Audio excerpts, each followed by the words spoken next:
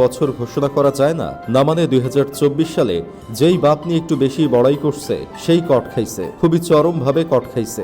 সর্বপ্রথম বাবাকে অডি গাড়ি গিফট করে ফেসে গেছিল রাফসান দা ছোট ভাই। একটা গাড়ি যে সারা জীবন কান্না হতে পারে সেটা এই অডি গাড়ি না দেখলে কখনো বুঝতে পারতাম না। ব্যাংকে কোটি কোটি টাকা লোন রেখে বিলাসবহুল জীবন যাপন, বাবা মাকে দামি গাড়ি কিনে দেওয়াকে মানুষ ভালোভাবে নেয়নি। পরবর্তীতে তিনি যে ব্যাখ্যা দিয়েছিল লোন পরিশোধের ব্যাপারে, সেই ব্যাখ্যাতে যতটা ভাই শব্দ ছিল তার অর্ধেকও যুক্তি ছিল না। তার এই ব্যাখ্যা দেওয়া ভিডিওর পরবর্তীতে সাইদ আব্দুল্লাহ নামের একজন তার প্রতিটা কথা ধরে ধরে বিশ্লেষণ করে আইক্যওয়ালা বাঁশ দিয়ে দেন। সেই বাঁশের রেশ এখনো কাটিয়ে উঠতে পারেন নাই ছোট ভাই, সেটা আপনারা তো ভালোভাবেই দেখেছেন। এরপর ছোট ভাইয়ের দিকে সহযোগিতার হাত বাড়িয়ে দিয়েছিলেন 15 লাখ টাকা দামের বংশমর্যাদাপূর্ণ ছাগল। আর এই বংশমর্যাদাওয়ালা ছাগল কিনে বাবাকে উপহার দিতে চেয়ে ভাইরাল হয়েছিল ইফাত নামের এক ছেলে। তারপর শোনা যায় তিনি আর কেউ না বরং রাজস্ব কর্মকর্তা মতিউর রহমানের ছেলে। তবে তিনি নিজেকে বাঁচানোর জন্য তার নিজের ছেলেকে অস্বীকার করে বলেন, এটা আমার ছেলে না। কি একটা অবস্থা!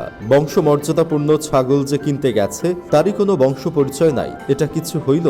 ভাই, একবার চিন্তা করে দেখেছেন, বাবাকে খুশি করার জন্য ছেলেটা লাখ টাকার ছাগল উপহার দিতে চেয়েছিল আর সেই বাপেই তাকে অস্বীকার করে বসে আছে। জীবনের চেয়ে দুঃখের আর কিছু আছে? ছেলের এমন উপহারই যেন বাপের ক্যারিয়ার শেষ করে দিয়েছিল। শেষ পর্যন্ত বাবাকে মাথা ন্যাড়া করে দেশ ছেড়ে পালাতে হয়েছিল। এরা দুজনেই একমাত্র ছেলে যারা বাপকে ভালোবাসা দিতে গিয়ে আইক্যওয়ালা বাঁশ দিয়ে দিছে। এরপর ছোট ভাই ও ছাগল কাণ্ডের চাচার দিকে মানবতার হাত বাড়িয়ে দেন মজিদ চাচা। তিনি ব্যবসায়িক কাজে কোথায় যান, কোথায় কিভাবে ইবাদত করেন সেই সব ছবি সোশ্যাল মিডিয়ায় প্রচার করে গর্ব করেন তার ছেলে। মজিদ চাচা নামাজ বাদ দেন না, অথচ দেখা গেল তিনি বিসিএস এর প্রশ্ন ফাঁসের সাথে জড়িত। তিনি এতটাই বুজুর্গ মানুষ যে সে প্রশ্ন ফাঁস করে যত টাকা কামিয়েছিল সব টাকা আল্লাহর রাস্তায় দান করে দিয়েছে।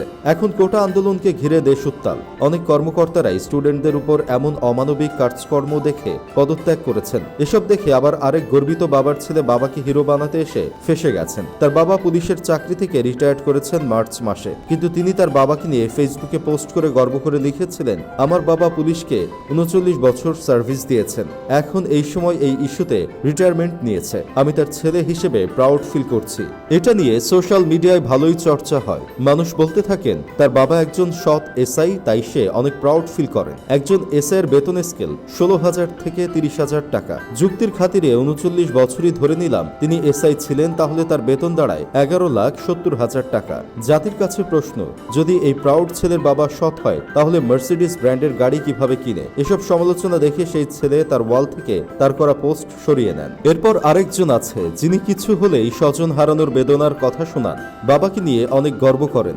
বর্তমানে তার অবস্থাও ভালো না। এজন্যই বলছিলাম 2024 সালে বাবাকে বেশি গর্ব করে কেউ টিকাতে পারে নাই। যাই হোক, শেষমেশ আমি গোলাম হোসেন একটা কাজের কথা কই, টাইটানিক বানানোর পর অহংকার করে টিকতে